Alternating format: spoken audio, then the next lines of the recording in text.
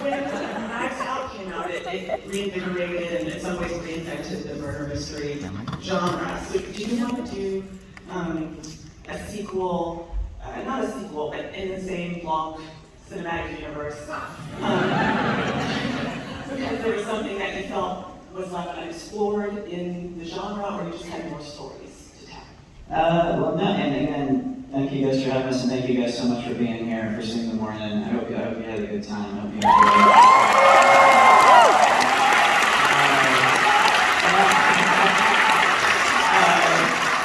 So no, I mean, the inspiration for the first one was so much Agatha Christie, and it was just my love as a kid of Agatha Christie and growing up loving her books. And so, no, it wasn't that there was anything untold or anything. It's just we had a blast making the first one, and my idea was always not to make sequels and not to kind of just turn the crank and do another version of what came before, but to do what Agatha Christie did, which is with each new story with the same detective, to scratch the same basic itch of like a fun ride of a murder mystery, but with an entirely new cast of characters, but also tone and ambition and thing that it's about and setting. And to me, the murder mystery genre that's what's fun about it. It's endlessly malleable, as proven by Christie herself.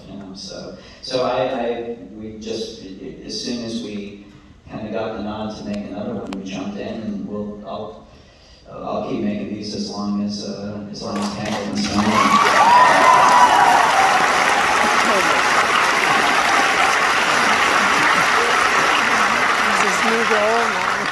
So we have to talk about the cast. So when you're watching, the film, it really does invoke the feeling that you get watching the 70s Murder on the Orient Express, whereas if you were, each new person comes out and you're like, wow, is that Ingrid Bergman? Wow, is that Sean Connery? Lauren Bacall? And there's this feeling of delight when you get to meet all of these performers who we've seen in film and television and music and theater who we love in all of our favorite things. So how did you bring this cast together? If you want to jump in, how did you come to this project? I mean, we just got incredibly lucky. This group of folks. I mean, it's similar to the first one. We just, I just wrote the script, wrote the story, and then kind of saw who was around and who we could get. And my God, look at these people.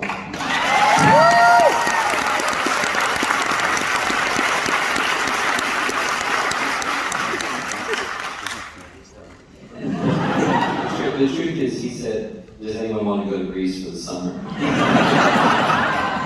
Else.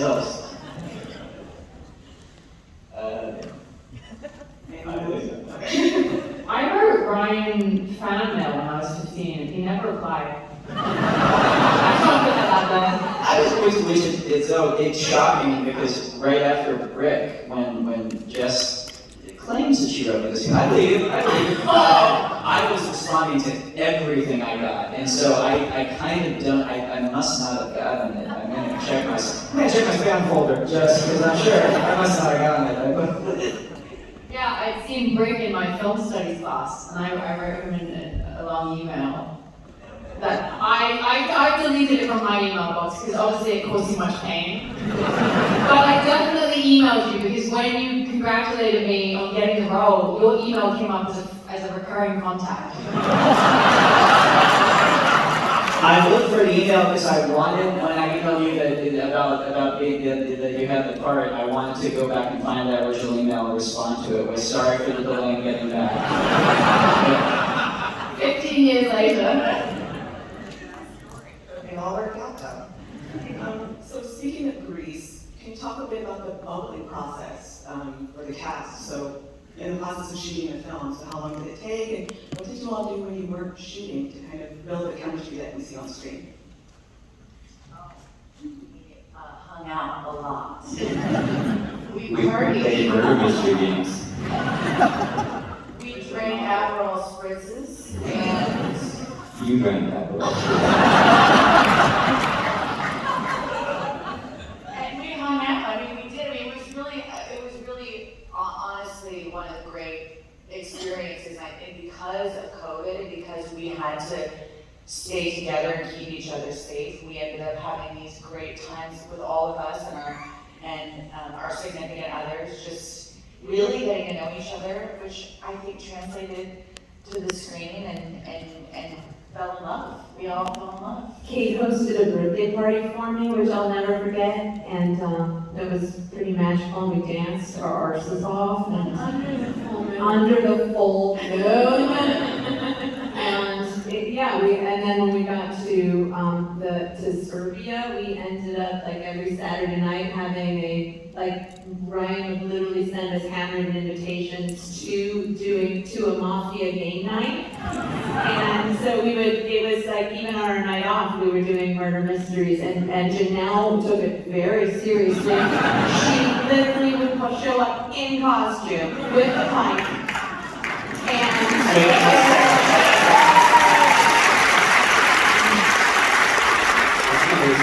This is like fall out of bed casual for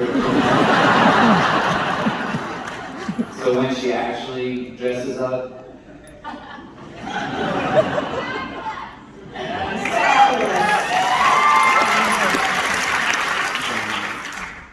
I think that all actors in their heart want to join a repertory stage company. You know, we all want to be in the theater troupe. And when Ryan and Daniel, you know, create this thing together, and then they invite you in, it's this fantasy come true, because we all want to join a summer theater company and be a part of a troupe, you know, or a band. You know, everybody wants to join a great band, like Arcade Fire in this case. But it's wonderful. I think that sometimes being asked to be brought into an ensemble is even, it has a romance that's entirely different from like a great role unto yourself or something like that. It's the group theater experience that a lot of us got into this to have. Thank you. I'm going to ask one more question and then throw it over to the audience. Daniel, Madelyn becomes much more of a central character in this film, and alongside Andy. How did you develop the character for this? He feels a bit more expansive, but still keep him quite a bit of a mystery.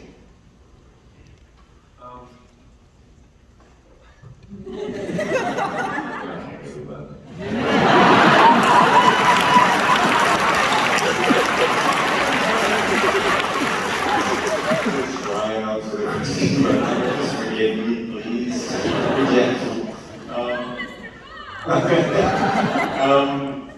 I mean, I had to get back into the accent, which is the key. You know, with Ryan, the script was there because, you know, he'd written it. To have the script to be able to start working on it as early as possible and just sort of get into it is just such a luxury. And, you know, I just, I tuned into it again, and then he cast these people. So it's just like, the sort of process is just, I don't know, I'm doing so bad. What do we want? We want results questions.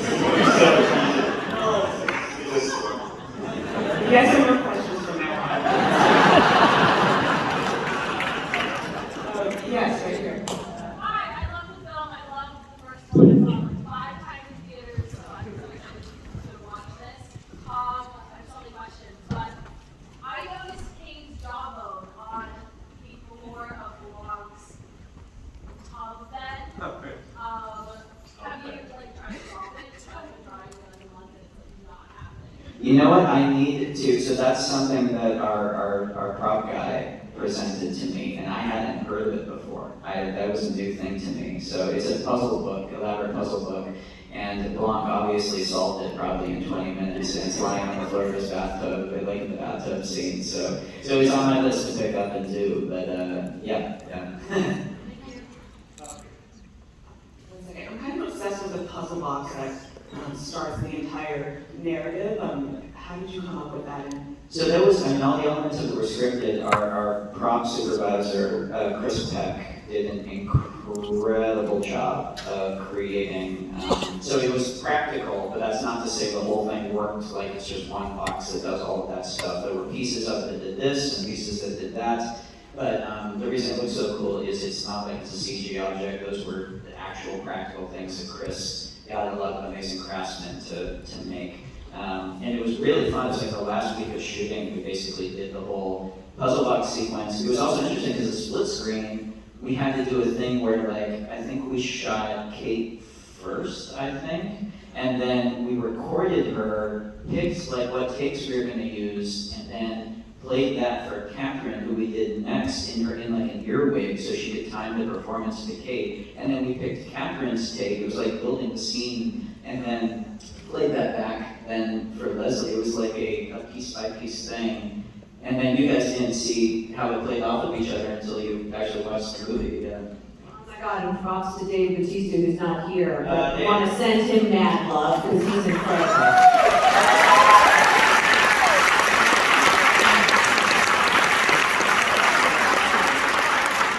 Jackie Hoffman as his mom, the amazing Jackie.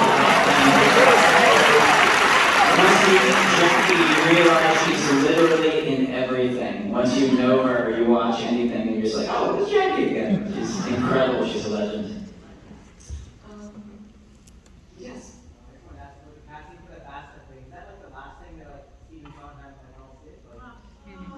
Yeah, so Stephen Sondheim, who, besides being a musical theater junkie, anyone who's a whodunit nerd knows that he was a huge mystery guy. And the one play, straight play he ever wrote was a murder mystery. But The Last of Sheila, which is a movie.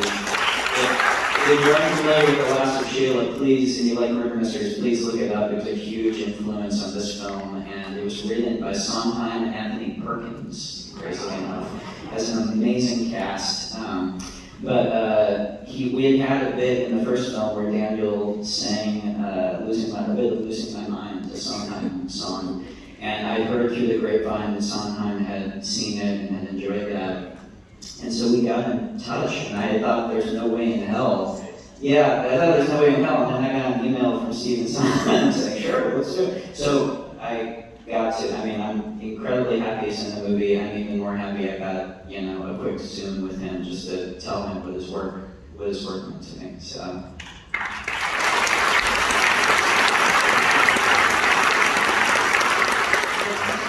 Someone here, Albany. Yes. Can you tell us how you came up with the script and the process of coming up with the story?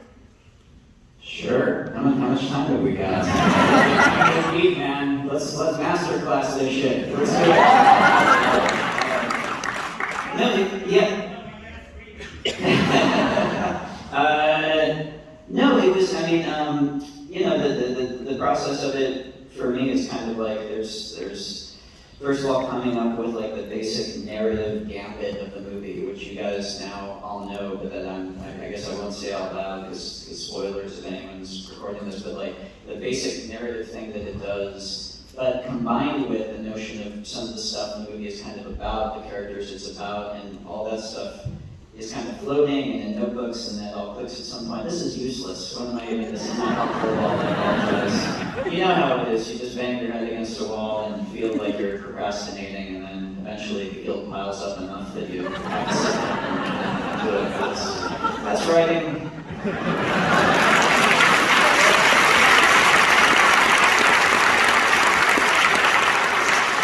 Probably the most honest answer we've gotten about this process. But when you're writing, there's so many twists and turns. Do you anticipate and do you expect the audience to try to figure it out as they're going, or do you? No. Well, yeah. I'm as a murder mystery nut myself, just as someone who loves watching them. That's part of the pleasure is the feeling of I can get this one. But I also know, speaking for myself, whenever I watch a good murder mystery, I engage in like that maybe for the first 20 minutes, and then I just at some point I'm like, all right, I'm not going to figure this out. Let's do it. And so the first and foremost, the thing that's important with Knives Out and also with this is that it's not a puzzle, it's a ride. It's a roller coaster, not a crossword puzzle, basically. So first and foremost, it has to work as a movie. You have to be engaged with it. You have to be thrilled by it, taken on a ride, and hopefully satisfied at the end, beyond just the intellectual thing of, oh, that person did it or whatever. So that to me is kind of the trick of any good murder mystery movie, is that first and foremost it's a good movie. Can I say though, to Ryan, compliment Ryan, when you're working on this, he has this principle of like fair play within the construction of it, that if you watch it back, it has to have been there. You know, that if something is revealed later to have seemed like something, but in fact it was something, and you look back, that's the way it was done. And I really like that. I think it creates a discipline for everybody. That is, you have to figure out even that which was done by sleight of hand, how was it really done? So that there's no, that thing, you don't break your own rules in a way. And I think if you go back and watch this the second time, you'll see that he really committed to fair play within the mechanism of it all, which is wonderful.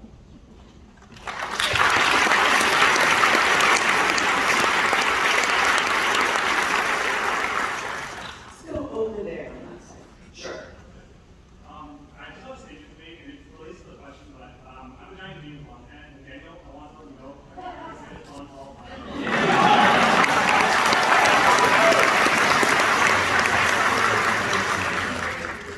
Anyways, here's my question. So, I noticed a little Easter egg. You were wearing a legacy master, and you were with Bautista again. What was it like for you uniting with him since Spectre and Ryan was really well in that suit?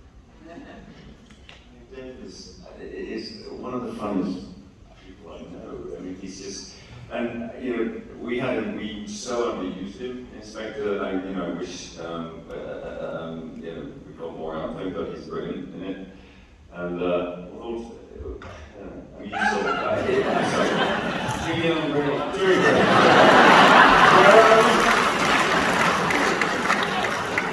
Dave is also,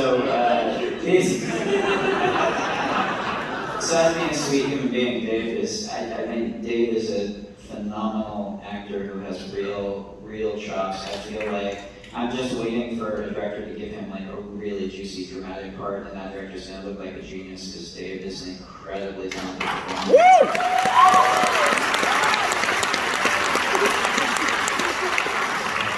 I want to make sure that you have a chance to talk a bit about all of the things, because you were very much at the center of this, and you do so much in this film.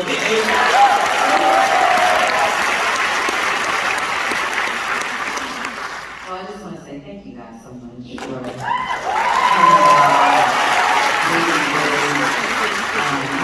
incredible, like once in a lifetime opportunity to work with each and every last one of these individuals.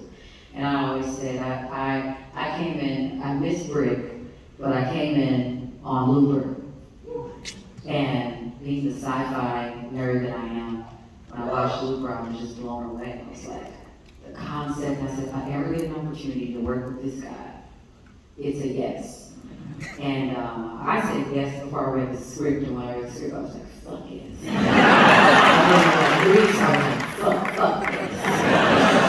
And being able to, I saw the first Knives Out too, and it was just like, I get to play with Daniel, I get to play with Edward and Kate and like Kathryn and all these amazing people. So, being able to sink my teeth into this role, I feel like everything I've done. The last time I was here, it was for Moonlight, and it was for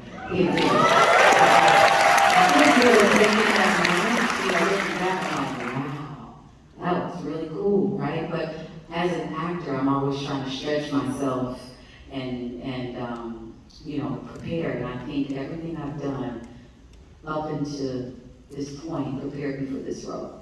Because I don't think there would have been a way for me to play Andy, in this way. And I just always want to say thank you to Ryan for setting such a wonderful example. He cares about us as humans. You know what I'm saying? Sometimes it's like, it can be a bit transactional, we're moving, we're doing whatever in this world, but when I got the sense this was a guy who cared about people And when you come on set every day, he's like, how are you? Looking you in the eye and asking what you think and being a true collaborator. And I think that spirit permeated through all of us. And I gained family. I always say, shooting this was just incredible, right? But it was the moments off screen. Our murder mystery game was hanging out because we wanted to, but we were kind of forced because it was, COVID. No, but our bonding is the thing that I'll carry with me for the rest of my life. So thank you guys.